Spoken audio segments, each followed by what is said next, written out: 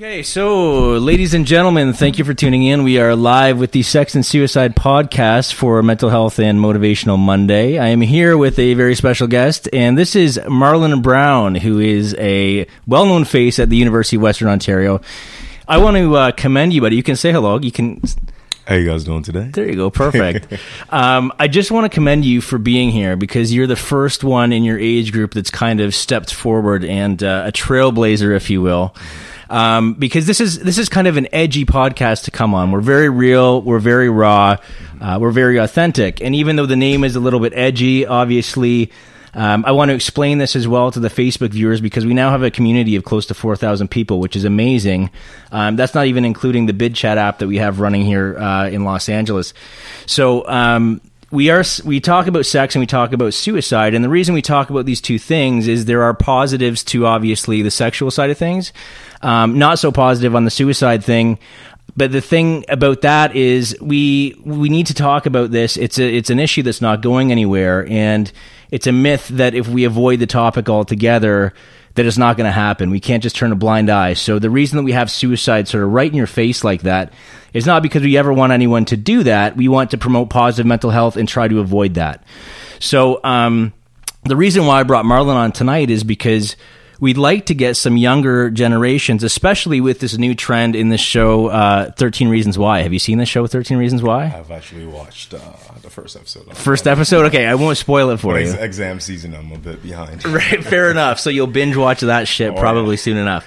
The reason why I want to start reaching out to the younger generations here is because obviously there is no specific age where this is going to not affect you. I mean, everybody's starting to have sex sort of younger and younger, and mental health issues are stretching into people into their later years as well. So for the younger generations, we want you to know that when it comes to a show like 13 Reasons Why and these issues that arise, this is somewhere where you can get help. This is a community where we support you. It's nothing but positive talk. Yeah, we're going to have fun when we talk about some sex stories and some issues, but when it comes to consent, it's very serious. We promote consent. We don't approve of anyone that doesn't ask for consent, as well as the mental health side of things, anxiety and depression. We're here to help you and try to lighten that up for you. So please understand that this is a place you can always come, and this is a platform where you can share your story. So tonight, we're going to hear Marlon's story. So, Marlon, let's talk about, you're obviously a well-known face around UWO. You've been an athlete there. So tell me what sports teams you've played for at Western. I've done a little bit of track and varsity football at Western. Okay, and how has your experience been being an athlete for UWO?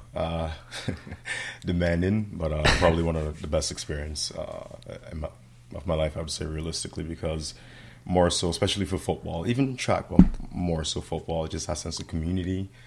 Being around a group of guys, obviously, that care for you very deeply. And this is something that you see even after I stopped playing football, we still had these individuals. I can walk up to any football guy on the street and we greet each other as like we're brothers. And it's just a tight-knit bond and it's that sense of community, right? So it was a very amazing experience. Positive experience for sports and demanding. I can understand that. We also have Vinny Chase with us here tonight, who's going to remain in hiding. Say hello, Vinny Chase. Hello. Vinny Chase is our usual tech guy. If you guys don't know about Vinny Chase and you're new to the show, Vinny Chase remains off camera, but always has his 2 cents to share. And Vinny Chase was also, you were a Western student, but not so much an athlete, correct? No, not so much an athlete. What was your Western experience like? It was good. It was good? I went to Saugeen in the first year and went through that whole what residence were you in residence? I wasn't in residence. Which residence were you in? I wasn't, but predominantly at the time I was in Townhouse 10 at King's University College because a lot of the football guys were there. But yeah. But I've heard of Saugeen. You've heard of Saugeen. Okay, so this is the thing, is that I've heard of Saugeen too. My mom stayed at Saugeen, and that's never somewhere where, yeah, so yeah, right? And I as soon as I heard that Saugeen was like the party capital of, I mean, David Letterman used to talk about Saugeen on The Tonight Show and how it was like one of the best spots to get laid. So speaking of sex, obviously we hope it was consensual. Wasn't there like a Saugeen stripper at one point in time?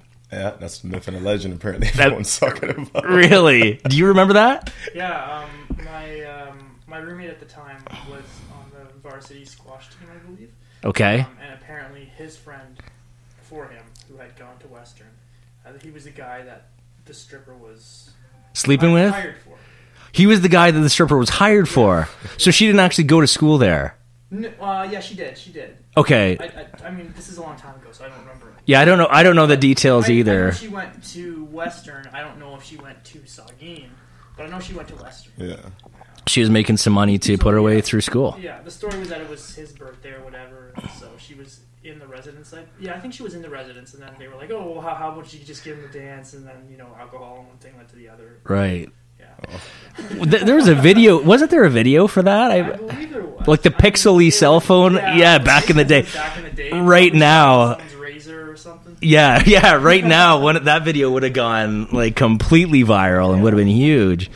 But anyway, back to your story, buddy. Let's hear, before we get into Western and UWO, for people that don't know you, or maybe don't know about you prior to university, let's talk about your life and your beginnings and how you came to be this incredible athlete at Western with such a bright future. No, for me, realistically, if we were to go really way back, I am from Sierra Leone. Sierra Leone. West Africa. My whole family's from Sierra Leone, West Africa. Born, raised there, lived there for a bit before we moved around due to some complications with war. We had a war background. What was that like? Do you remember? Yes, vivid memories, obviously, very terrifying. Really? To say the least. We had, obviously, with Sierra Leone, when you look at a country like Sierra Leone, a lot of the issues really stem from tribalism issues and really corruption. So whatever tribe necessarily was in power was one that was controlling our exports, which is diamonds. Yep. And the funny thing is we traded diamonds to North American countries or European countries for faulty weaponry, AK-47s, to kill our own people to maintain power. Wow. So when you look at any election time, really, when there is a switchover in government or power, we tend to have a lot of civil wars and obviously horrific things going on, such as, the rape and the killing, child soldiers, kids being adopted into work on diamond lines and whatnot. So it was scary. How did you avoid some of that? Like what was your strategy with dealing with that at such a young age? Completely by faith and just having not just necessarily a family to protect me, but a community, because a lot of people you'd see lost family members, obviously. So wherever we were in hiding, wherever you were hiding became your family, and they took care of you. And they were there for you. There's been occasions where we'd be laying on the ground getting tear gassed, and you're crying, trying to keep quiet. Really? Or, I woke up, actually, a very vivid memory of this. And I talk to my mom about this often, when I was laying down and our house got set on fire. And I was on the bed, and I woke up thinking I was dreaming, and the bed was surrounded by fire, and I got dragged out and bought out. The whole thing was a complete blur, but I thought I was sleeping, but the whole time my house was just on fire, and I got pulled out, brought down, and we hopped the fence, and we went into another house, and we were hiding. It's just constant movements. And holy shit. Guns were going, people were shooting around, so it's just a very hostile childhood, to say the least. No kidding. Absolutely, completely different. And we were fortunate enough to be able to get into a United Nations a program that was able to bring us overseas. Wow. At the time, we didn't even know what Canada was. Everyone knew America. Right. Well, yeah. USA. So they gave us an option whether or not you wanted to come to the States, Canada, or UK. And obviously, we chose Canada, not even knowing what it was. We just said, whatever, Canada. Really? Came here, the most horrific cold I've ever felt. I walked out of Pearson Airport. I was in. Are you comparing our cold weather to the wartime that you had back in Sierra Leone? That first initial hit was brutal. Walked out in a jean jacket. I have never felt so cold in my life. Oh man, I feel your pain. I fucking hate the winter, but I can't believe that's what I heard come out of your mouth right there. That's hilarious. So it must have taken you a while. Yeah. To the weather here.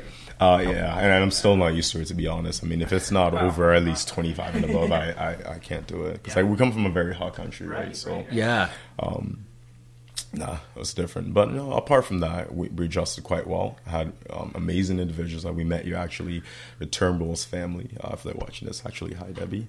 Yeah, there you go. We went. You can shout out whoever you want, by the way. We met through Cross Cultural Center, actually, through immigration program. They helped immigrants integrate into London or into Canada rather, and it actually became a second family to us. So we do all dinners and Thanksgiving and stuff. I learned all the stereotypical Canadian things like skating, swimming. Can't swim still, or skate. I tried, or play hockey, but I found track. I found football. And, I stuck. There a little bit, but yeah. No kidding. It's been good. That's quite the story, man. So you were actually at one point in time, you remember being pulled from a burning building. Mm-hmm. Wow, what's that memory like? Do you have nightmares about that at all? Initially, actually, when we first came, I used to. Yeah. Very vivid dreams that I wake up very, kind of a lot of anxiety, sweating a little bit, but it got better progressively as it went on.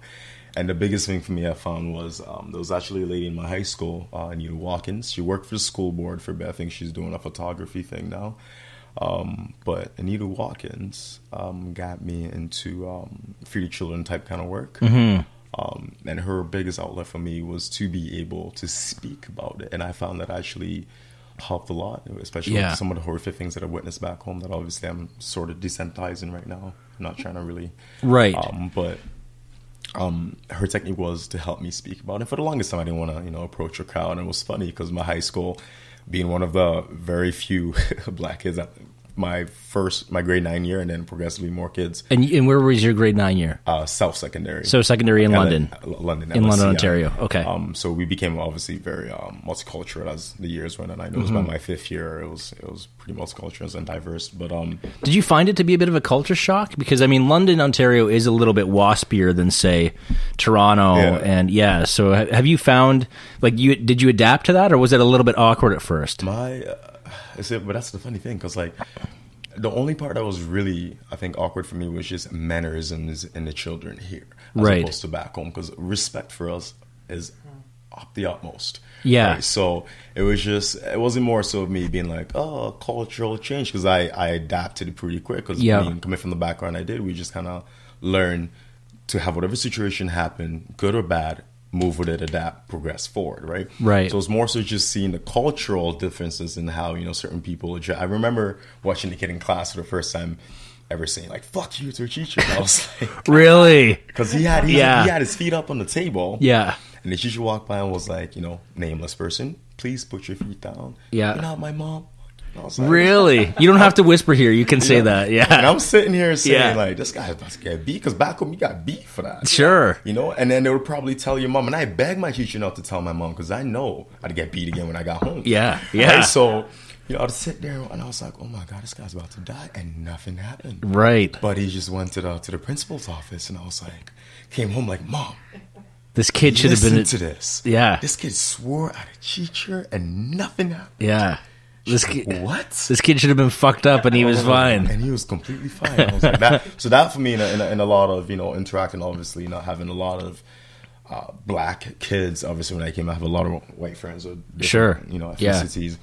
Was different for me just watching the mannerisms, how they interact, the family structure, how how individualistic everyone is. That was a bit different for me, but apart from that, I mean, I adjusted quite well. Good. I'm a very easygoing, carefree kind of person, right? So, you are. I agree. Did you ever encounter? I'm curious. This is a little bit off topic, but in London, have you encountered any racism at all? Oh gosh, really? Because London gets that all the time. Yeah. So many articles too. Mm-hmm. I've heard about that, right? But obviously, I mean, I'm a typical white kid, so I don't see it. But I'd like to hear about it from your perspective. Oh, absolutely. We have. I mean, I've had actually situation downtown over simple altercations when maybe someone bumped into me in a bar, and I turned around and said, hey, you're going to apologize. Right. Gave me a dirty look, kept walking. I turned them back around, numerous times. I'm like, don't touch me. And then it escalates. Yeah, sure. People get scared, I think, is what it is, because they're expecting me to retaliate or think automatically because of my skin tone, my stature, I might retaliate. Right. And I've had situations when guys just turned around, freaked out. I was like, don't touch me, you nigger. And I was like, oh, okay. Really? So you have been called